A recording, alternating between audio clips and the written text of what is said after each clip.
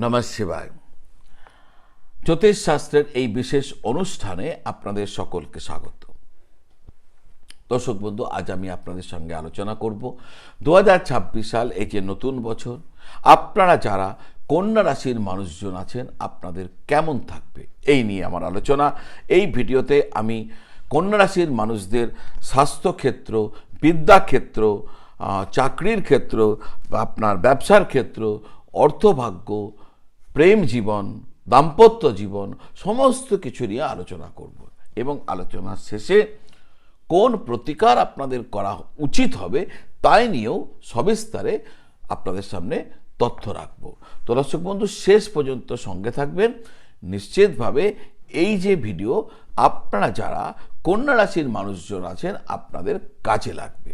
তো দর্শক বন্ধু, যাওয়া যাক কোনো সময় নষ্ট করে মূল আলোচনায়। কিন্তু তার আগে আপনারা যারা জ্যোতিষ দেখাতে চাইছেন, জ্যোতিষের পরামর্শ চাইছেন, জন্মপত্রিকা বানাতে চাইছেন, কুণ্ডলী পরীক্ষা করাতে চাইছেন বা যাবতীয় জ্যোতিষ জিজ্ঞাসার উত্তর চাইছেন, তাহলে এই স্ক্রিনের নিচে যে নাম্বার দেওয়া আছে 9830564500, ওই নাম্বারে যদি আপনারা ফোন করেন বা হোয়াটসঅ্যাপ করেন, আমার অফিস থেকে বলে দেবে কিভাবে বাড়িতে বসেই, অর্থাৎ অনলাইন ভিডিও কল পদ্ধতির দ্বারা আমার সাথে আপনি যোগাযোগ করে আপনার যাবতীয় প্রশ্নের উত্তর আপনারা জেনে নিতে পারবেন।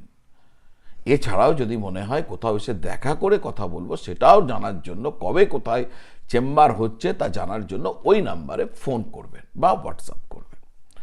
আসা যাক মূল আলোচনা।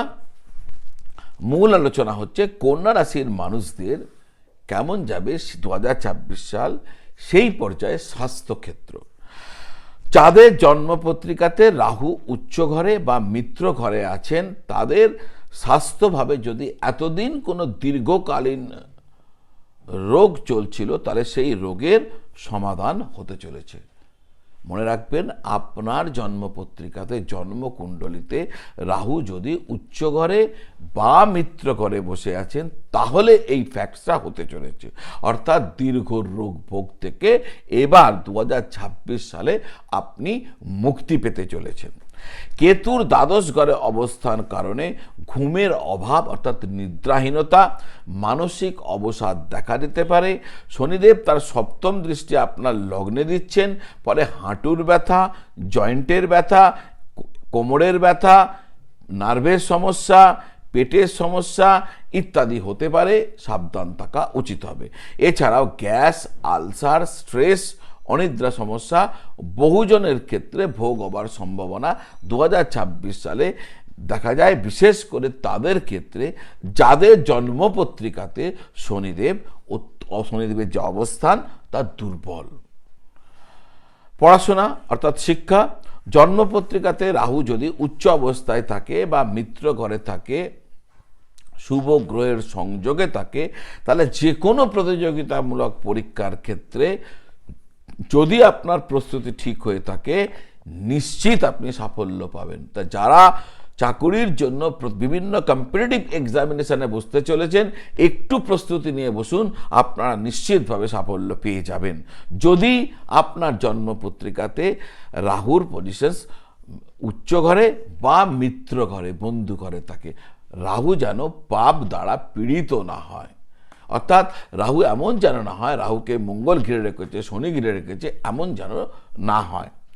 দর্শক বন্ধু, বছরের শুরু থেকে মে মাসের শেষ পর্যন্ত বৃহস্পতি দশম ভাবে থাকবেন এবং তারপর একাদশ ভাবে থেকে পঞ্চম ঘরে দৃষ্টি দেবেন। ফলে শিক্ষার ক্ষেত্রে উন্নতি, প্রগতি নিশ্চিতভাবে ভোগ করা সম্ভব হবে, এটি পাওয়া সম্ভব হবে। যারা মেডিকেল, ইঞ্জিনিয়ারিং, অ্যাকাউন্টস, অ্যানালিটিক্স ইত্যাদি বিষয় নিয়ে অধ্যয়নরত রয়েছেন, তারা যথেষ্ট ভালো ফলাফল পেতে চলেছেন। চাকরি এবং কর্মজীবন, বৃহস্পতি দশমে মে মাসের শেষ পর্যন্ত থাকবেন, ফলে কর্মক্ষেত্রে পদোন্নতি ও সম্মান লাভের সম্ভাবনা রয়েছে। শনি সপ্তমে থাকার কারণে সহকর্মীদের সাথে আপনাকে একটু দূরত্ব বজায় রাখতে হবে। কোনো বাদ বিবাদে জড়ানো উচিত হবে না। অফিস পলিটিক্স থেকে নিজেকে একটু দূরে সরিয়ে রাখবেন। মেয়ের পর থেকে বৃহস্পতি একাদশে আসার পর কর্মক্ষেত্রে ইনক্রিমেন্ট বা নতুন কোনো সুযোগ আসার সম্ভাবনা দেখা যায়। পুলিশ, সেনা, প্রশাসন, আইন, মেডিকেল, সার্ভিস সেক্টর ইত্যাদিতে যারা কাজ করছেন, আমি আবার বলছি, পুলিশ ক্ষেত্র, সেনা, প্রশাসন, আইন, মেডিকেল বা সার্ভিস সেক্টর মানে মনে করুন জোম্যাটো সার্ভিস সেক্টর, মনে করুন অ্যামাজন সার্ভিস সেক্টর, এইখানে যারা কাজ করছেন তারা যথেষ্ট সাফল্য দেখতে পাবেন। বিদেশি সংস্থা বা মাল্টিন্যাশনালস কোম্পানিতে কাজের সুযোগ পাওয়ার সম্ভাবনা যথেষ্ট রয়েছে। যারা চাকরি পাননি তারা প্রচেষ্টা করুন এই ক্ষেত্রগুলিতে। ব্যবসার রাশিফল, রাহু ষষ্ঠে থাকার কারণে ব্যবসায়িক প্রতিদ্বন্দ্বিতায় নিজেকে বিজয়ী হিসাবে আপনি দেখতে পাবেন। শনিদেব যেহেতু সপ্তমে থাকবেন, তাই আপনার উচিত হবে ব্যবসায়িক অংশীদার থেকে সতর্ক থাকা। যারা পার্টনারশিপ ব্যবসা করছেন তারা পার্টনারশিপের ক্ষেত্রে সতর্ক থাকবেন। নতুন কোনো যদি এগ্রিমেন্ট পার্টনারের সাথে করছেন তাহলে চুক্তি ভালো করে দেখে নিয়ে তবে এগোবেন। Service sector, medical sector, IT, consultancy, আইন সেক্টর, এই সমস্ত ক্ষেত্রে যারা ব্যবসা করছেন তাদের জন্য 2026 যথেষ্ট ভালো হতে চলেছে। Service sector, medical sector, IT, consultancy, আইন, এই সমস্ত ক্ষেত্রে যারা ব্যবসা করছেন তারা যথেষ্ট ভালো ফলাফল পেতে চলেছেন। আর্থিক পরিস্থিতি, মে মাসের শেষ সময় পর্যন্ত আয় একটা স্থিতিশীল অবস্থায় থাকবে। তারপর জুন মাসের 2 তারিখে বৃহস্পতি একাদশে প্রবেশ করার পর আপনি আর্থিকভাবে যথেষ্ট শক্তিশালী হবেন এবং লাভবান হয়ে উঠবেন। বৃহস্পতি আপনার জন্য এই পরিস্থিতি তৈরি করে দেবে। কিন্তু এখানে আরেকটি বিষয় উল্লেখ্য, সেটা হচ্ছে কেতু আপনার দ্বাদশভাবে থাকবে, ফলে তিনি আপনার ব্যয় বৃদ্ধি করবেন। বৃহস্পতি যেমন আয় বাড়াবেন, কেতু তেমন আপনার ব্যয় বাড়াবেন। হতে পারে হাসপাতাল জনিত কোনো কারণে বা বিদেশ ভ্রমণের কোনো কারণে বা মামলার কোনো কারণে বা কোনো জরিমানার কারণে বা কোনো গোপন সম্পর্কের কারণে অথবা ধর্মীয় কারণে আপনার ব্যয় বৃদ্ধি হতে পারে। প্রেম জীবন কি বলছে 2026 সাল, শনিদেব সারা বছর আপনার সপ্তমভাবে বসে থাকবেন, ফলে যারা প্রেমের ক্ষেত্রে সৎ রয়েছেন, কোনো রকম ছলনার মধ্যে নেই, একাধিক সম্পর্কের মধ্যে নেই, তাদের প্রেম জীবন যথেষ্ট ভালো থাকবে। কিন্তু এর যদি বিপরীত হয়, আপনি ঠকাচ্ছেন, একাধিক প্রেম সম্পর্কে রয়েছেন, প্রেমকে খেলার বিষয়বস্তু হিসেবে নিয়েছেন, তাহলে ব্রেকআপ একদম নিশ্চিত। বিবাহ এবং দাম্পত্য জীবন, যাদের বিবাহের প্রচেষ্টা চলছে এবছর তাদের বিবাহ সুসম্পন্ন হওয়ার সম্ভাবনা দেখা যায়। তবে একটা জিনিস, বিবাহ হতে কিন্তু একটু বিলম্ব হতে পারে, কোনো রকম প্রতিবন্ধকতাও ভোগ হতে পারে। শ্রেষ্ঠ প্রতিকার কি হবে আপনাদের জন্য, দেখুন তার আগে একটু জিনিস বলে দিই প্রতিকারে ঢোকার আগে। দাম্পত্য জীবন, দেখুন বৃহস্পতির পূর্ণ দৃষ্টি থাকবে, ফলে দাম্পত্য জীবনের সমস্যা আপনাদের জন্য বড় হবে না।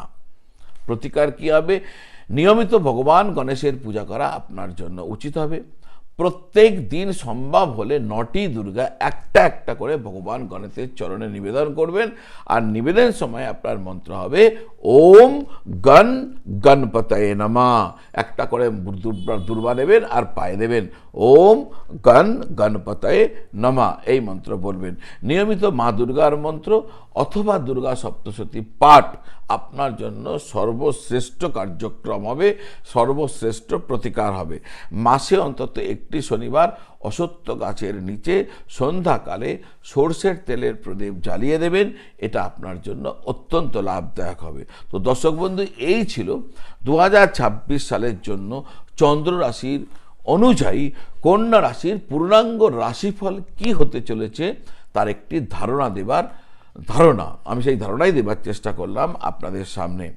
এবার আমি যা বলে গেলাম, আপনার রাশি অনুযায়ী কোন সময়টি ভালো হচ্ছে, কি শুভ হচ্ছে, সেটি জেনে আপনি যদি পরিকল্পনা করেন তাহলে সাফল্য নিশ্চিত পাওয়া সম্ভব হবে।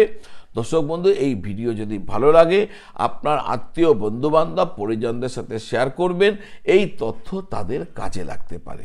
আপনারা সকলে ভালো থাকবেন আর সকলকে খুব ভালো রাখবেন। নমঃ শিবায়।